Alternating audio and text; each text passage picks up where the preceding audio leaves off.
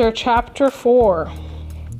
When Mordecai learned what had been done, he ripped his clothes to shreds and put on sackcloth and ashes. Then he went out in the streets of the city, crying out in loud and bitter cries. He came only as far as the king's gate, for no one dressed in sackcloth was allowed to enter the king's gate. As the king's order was posted in every province, there was loud lament among the Jews, fasting, weeping, wailing.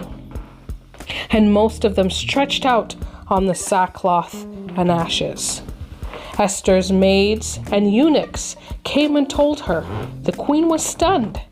She sent fresh clothes to Mordecai so he could take off his sackcloth, but he wouldn't accept them. Esther called for Hathach, one of the royal eunuchs, whom the king had assigned to wait on her, and told him to go to Mordecai and get the full story of what was happening.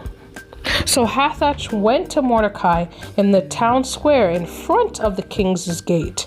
Mordecai told him everything that had happened to him.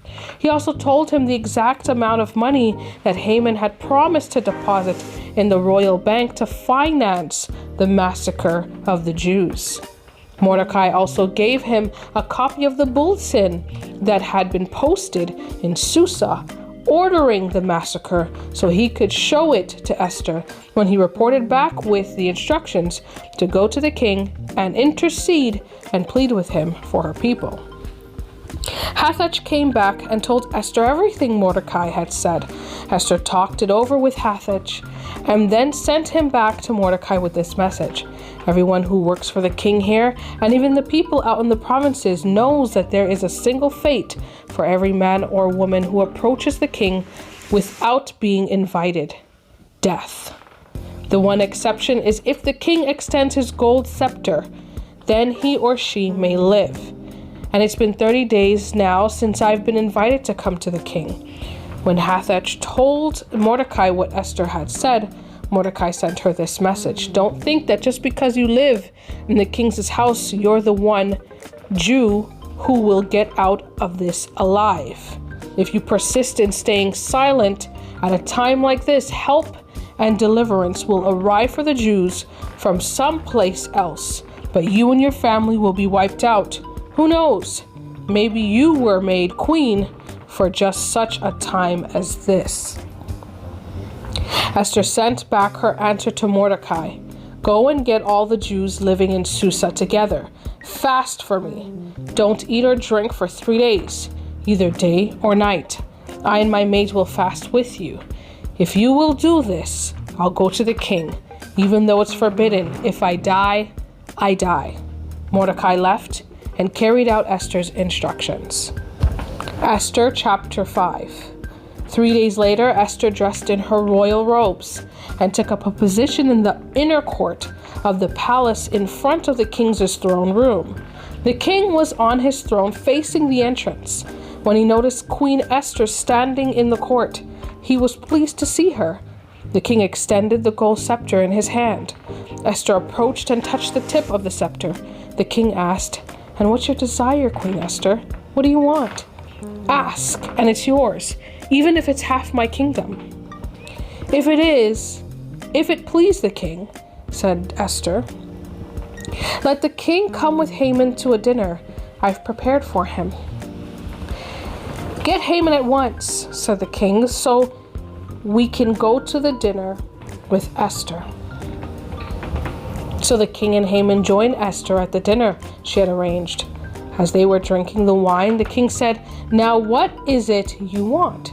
Half of my kingdom isn't too much to ask. Just ask." Esther answered, "Here's what I want. If the king favors me and is pleased to do what I desire and ask, let the king and Haman come again tomorrow to the dinner that I will fix for them. Then I'll give a straight answer to the king's question." Haman left the palace that day happy, beaming. And then he saw Mordecai sitting at the king's gate, ignoring him, oblivious to him. Haman was furious with Mordecai, but he held himself in and went on home. He got his friends together with his wife Zeresh and started bragging about how much money he had, his many sons, all the times the king had honored him, and his promotion to the highest position in the government. On top of all that, Haman continued, Queen Esther invited me to a private dinner she gave for the king, just the three of us, and she's invited me to another one tomorrow, but I can't enjoy any of it when I see Mordecai the Jew sitting at the king's gate. His wife Zeresh and all his friends said, build a gallows 75 feet high. First thing in the morning, speak with the king. Get him to order Mordecai hanged on it. Then happily go with the king to dinner. Haman liked that. He had the gallows built. Esther chapter 6. That night the king couldn't sleep. He ordered the record book, the day-by-day journal of events, to be brought and read to him. They came across a story there about the time that Mordecai had exposed the plot of Bigthana and Teresh, the two royal eunuchs who guarded the entrance and who had conspired to assassinate King Xerxes. The king asked, what great honor was given to Mordecai for this? Nothing, replied the king's servants who were in attendance. Nothing has been done for him. The king said, is there anybody out in the court? Now Haman had just come into the outer court of the king's palace to talk to the king about hanging Mordecai on the gallows he had built for him. The king's servant said, Haman is out there waiting in the court. Bring him in, said the king. When Haman entered, the king said, what would be appropriate for the man the king especially wants to honor? Haman thought to himself, he must be talking about honoring me. Who else? So he answered the king, for the man the king delights to honor, do this. Bring a royal robe that the king has worn and a horse the king has ridden, one with a royal crown on its head. Then give the robe and the horse to the one of the king's most noble princes. Have him robe the man whom the king especially wants to honor. Have the prince lead him on horseback through the city square, proclaiming before him, this is what is done for the man whom the king especially wants to honor. Go and do it, the king said to Haman. Don't waste another minute. Take the robe and horse and do what you have proposed to Mordecai, the Jew who sits at the king's gate. Don't leave out a single detail of your plan. So Haman took the robe and horse. He robed Mordecai and led him through the city square, proclaiming before him, this is what is done for the man whom the king especially wants to honor. Then Mordecai returned to the king's gate, but Haman fled to his house, thoroughly mortified, hiding his face.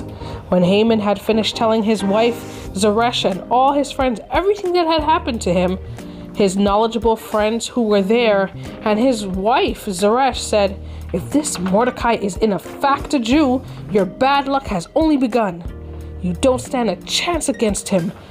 You're as good as ruined.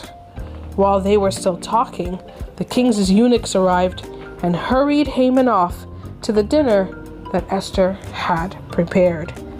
Amen. Amen.